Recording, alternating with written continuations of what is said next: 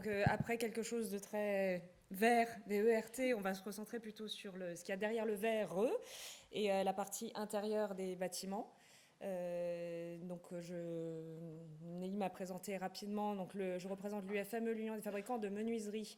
Nous sommes une organisation professionnelle qui représente les fabricants de portes et fenêtres et toutes les professions autour de cette filière, que ce soit donc les fabricants de vitrage, qui sont incorporés dans les fenêtres, évidemment, les fabricants de tout ce qui est organes de manœuvre, parce qu'une fenêtre doit pouvoir s'ouvrir, une porte également, des professions un petit peu plus éloignées de la fabrication, mais qui s'intéressent à la fin de vie des produits, comme le recyclage. Et puis des installateurs, évidemment, puisque ces produits, une fois qu'ils sont fabriqués, il faut qu'ils viennent s'insérer dans un bâtiment.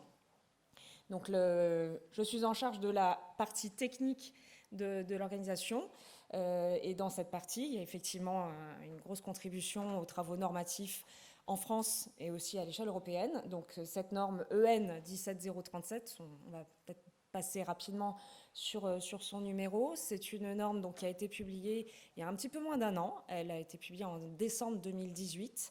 Je vais revenir tout à l'heure sur la genèse justement de ce document. Elle est reprise aujourd'hui à la collection française de normalisation, donc c'est une NFEN. Elle est applicable sur le territoire français. Comme le disait Nelly, comme la plupart des normes, c'est un document d'application volontaire. Souvent, il y a un peu confusion entre normes, réglementation, quand on vous dit qu'il y a trop de normes, est-ce que c'est trop de normes ou trop de textes d'application obligatoire qui se réfèrent à des normes.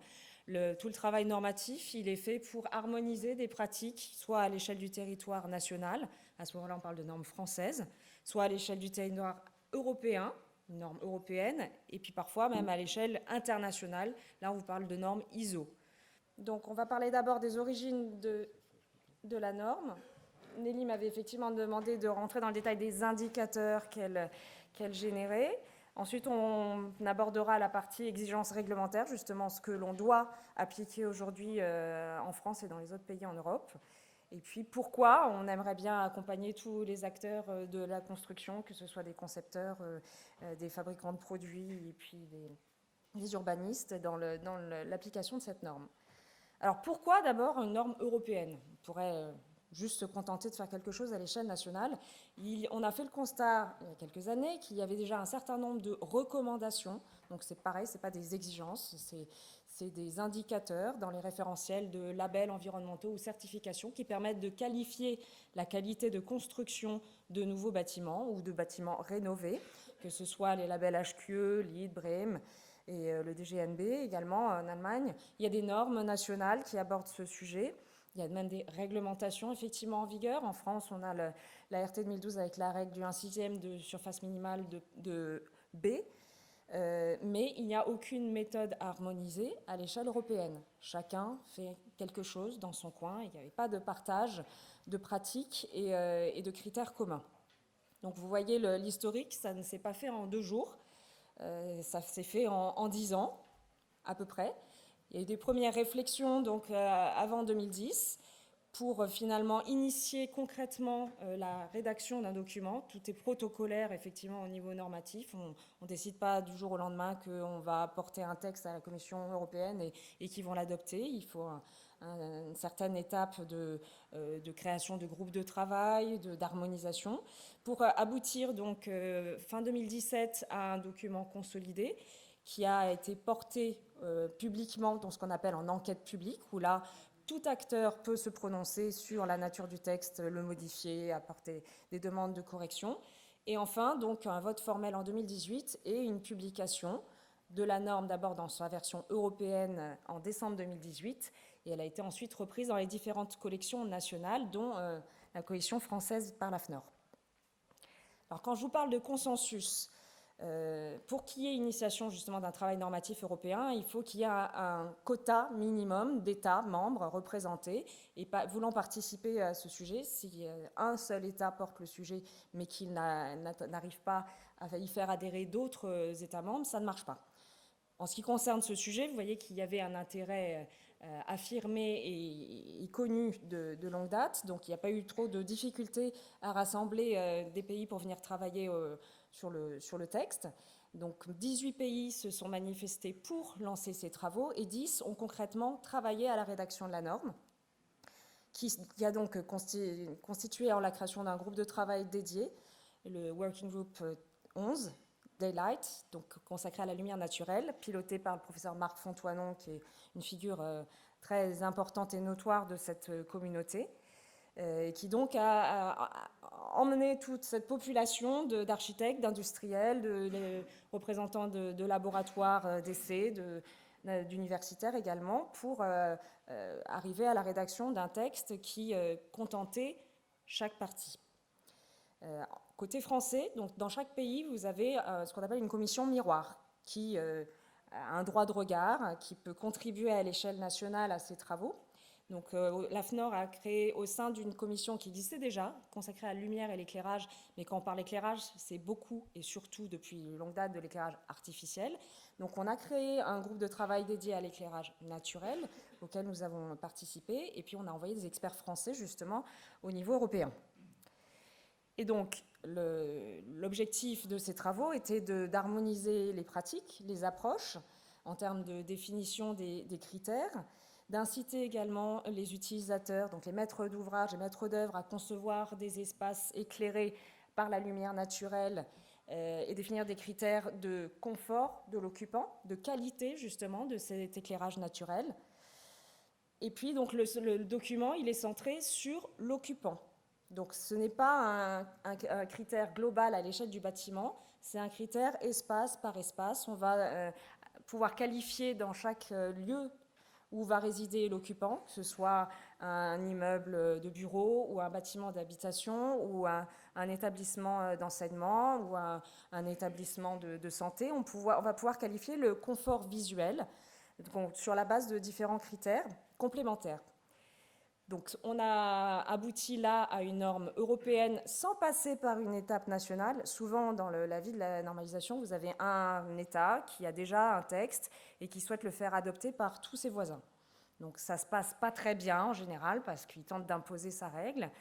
Donc lui, il applique cette règle depuis un certain nombre d'années. Il est convaincu que sa façon est la bonne, qu'il faut la transposer. Et il fait plus de la promotion de ce qu'il a conçu lui, sans forcément tenir compte des contraintes de ses voisins. Là, le travail a été plus long, mais en même temps, le résultat est plus abouti puisqu'on est parti d'une feuille blanche et qu'on a laissé tout le monde s'exprimer pour aboutir à un document qui ne remplace rien, mais vient compléter d'autres outils qui existent déjà en termes de qualification justement de l'éclairage. Vous avez pas mal de normes sur l'éclairage artificiel.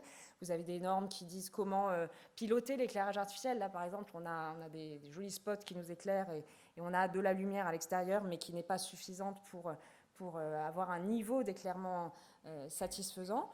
Et donc cette norme, elle ne s'est pas concentrée sur un objectif quantitatif, ni sur quelque chose de purement qualitatif et impalpable. Elle est multicritère, et c'est ce que je vais vous présenter donc maintenant en détaillant les différents indicateurs.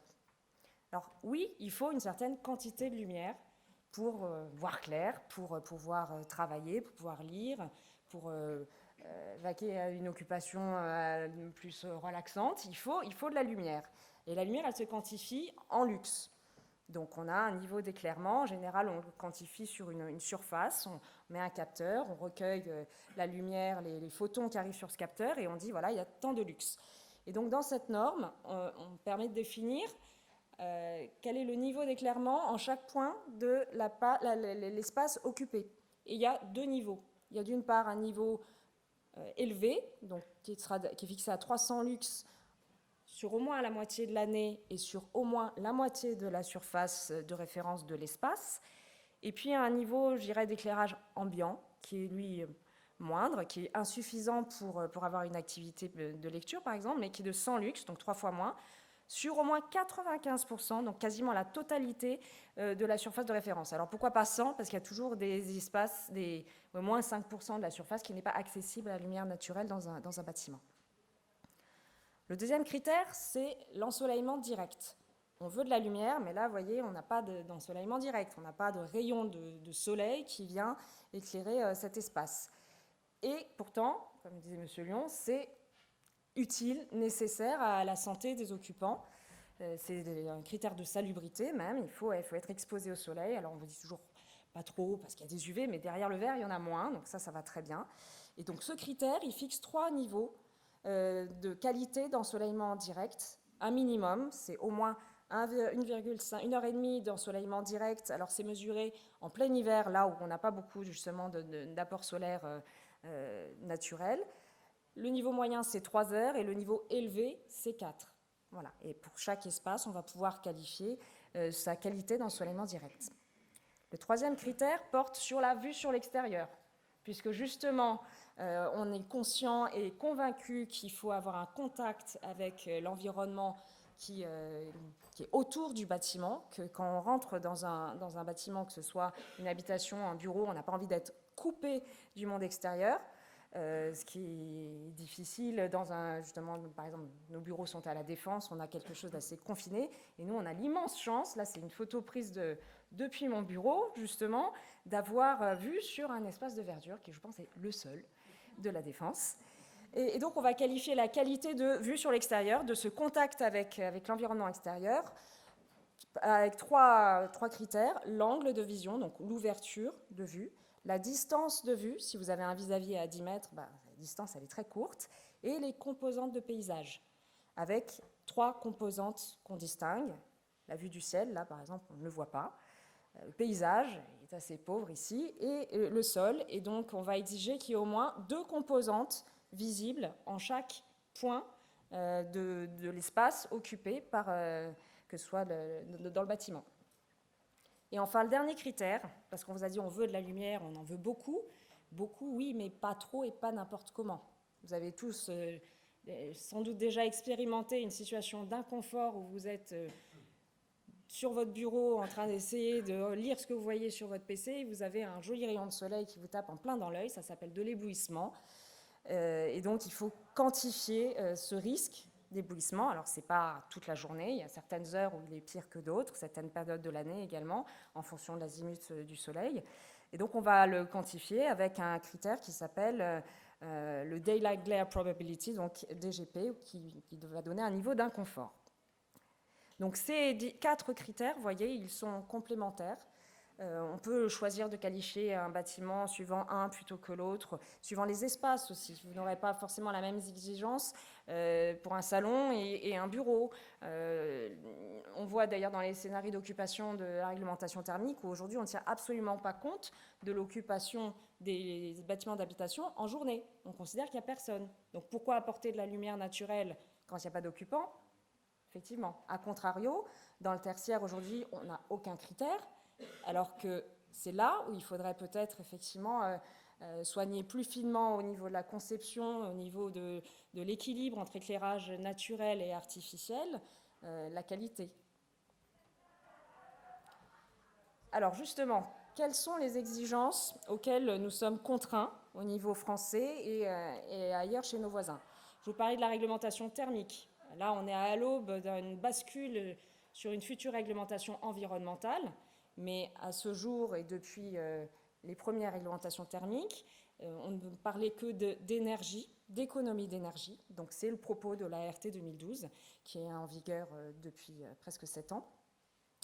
Elle porte aussi bien sur les logements neufs que l'existant, mais le critère justement là où on a la main sur la conception des bâtiments et sur l'apport potentiel du lumière naturelle, il porte sur les logements neufs et aujourd'hui exclusivement sur les bâtiments à usage d'habitation, où donc on a fixé un critère minimum d'ouverture, donc de surface de baie. Quand on vous parle de baie, c'est pas de paroi vitrée, c'est pas de surface de vitrage, c'est la baie, c'est-à-dire le trou dans la paroi opaque. Ce critère, il est simple, il est universel pour tous les bâtiments d'habitation, il est d'être au moins égal à 1/6 de la surface au sol. Donc facilement retenu, facilement accepté, mais peut-être effectivement un peu trop simple. En parallèle de ça, il y a un indicateur qui est calculé pour toute étude RT 2012, mais qui n'est pas mis en avant. Et c'est bien dommage, c'est l'indicateur d'autonomie lumineuse. Et lui, il va quantifier plus finement, justement, les besoins en éclairage artificiel. Alors, il faut se remettre en situation, il y a 10 ans, on n'avait pas encore l'avènement de l'éclairage LED et l'universalité de l'éclairage artificiel basse consommation. Donc il y avait cette préoccupation de consommer moins en éclairant plus avec de la lumière naturelle, d'où cet indicateur. Donc il est là, il est à disposition, mais malheureusement, on ne l'exploite pas peut-être autant qu'il le faudrait, on ne le met pas assez en avant. Donc, depuis la publication de la norme européenne, et parce qu'il y a en ce moment pas mal de travaux de simplification, on nous demande de repenser les façons de construire, d'alléger les exigences, d'aller vers autre chose, d'aller vers notamment des exigences de performance et non pas de résultats et non pas des critères de moyens. Nous avons, au niveau de la filière parois vitrées, proposé d'utiliser, d'exploiter les outils de la EN 17037 pour avoir un critère d'éclairement minimal équivalent au moins au 1/6. Et soit on garde le 1/6, soit on va vers quelque chose d'un petit peu plus sophistiqué, mais qui pourrait être aussi implémenté dans les outils de simulation et de conception des bâtiments. En Europe, donc nous étions les précurseurs, la France peut faire cocorico pour une fois, on n'était pas les derniers, on était les premiers à avoir fixé cette exigence réglementaire. Depuis l'apparition de la norme, elle a été reprise déjà en tant que document informatif, mais dans les exigences réglementaires d'un certain nombre de pays, la Suède, le Danemark, énormément de pays scandinaves, effectivement, où là, on n'a pas beaucoup de lumière naturelle parce qu'on est très au nord. Donc, on est encore plus sensible à l'exposition à la lumière naturelle. Et on retrouve donc aujourd'hui dans leur réglementation des critères axés sur la salubrité des constructions neuves, sur l'accès à la lumière naturelle et qui, bizarrement, se traduisent en surface minimale de parois vitrées ou critères d'éclairement minimal rapportés à la surface du bâtiment. Donc vous voyez que c'est comme tout nouveau texte, tout nouveau document, il faut le présenter, l'introduire. Nelly disait, on n'en parle pas beaucoup, on n'en parle pas assez, c'est le constat qu'on se fait tous. Donc on cherche effectivement à mobiliser toute la profession pour faire connaître ce texte, faire accepter ces nouveaux outils, ces méthodes, et encourager justement à la reprise de ces critères par les différents acteurs, que ce soit les architectes déjà au niveau de leur conception. Ce n'est pas un frein, ce n'est pas une contrainte. On voudrait que ce soit considéré par cette population comme un véritable outil qui les aide dans leur créativité et allier justement des conceptions innovantes avec le confort visuel des occupants. Évidemment, tout ce qui est éditeur de logiciels, simulation, on a besoin d'outils de calcul, on a besoin d'outils qui matérialisent ces critères et nous aident à en prendre connaissance. Donc il faut qu'ils soient intégrés dans les outils numériques existants de conception et d'évaluation des bâtiments. Évidemment, les promoteurs, parce que là, on a un outil fantastique pour mettre en avant la qualité et faire un critère différenciant objectif des bâtiments. Et puis, comme je vous le disais, que ceux qui existent déjà dans les labels environnementaux soient réécrits ou réorientés en conformité avec la norme. Donc, en conclusion, on a aujourd'hui un outil qui fait consensus, qui est vraiment accessible partout en Europe, qui reconnaît vraiment les bénéfices de la lumière naturelle, à la fois comme source d'énergie gratuite et comme apport de confort et de santé aux occupants. Et il nous reste un gros travail d'acculturation et de pédagogie pour faire en sorte que cette norme ne soit pas juste un texte de plus, mais qu'elle soit aujourd'hui adoptée et retranscrite dans les différentes étapes de la construction. Merci Ludivine.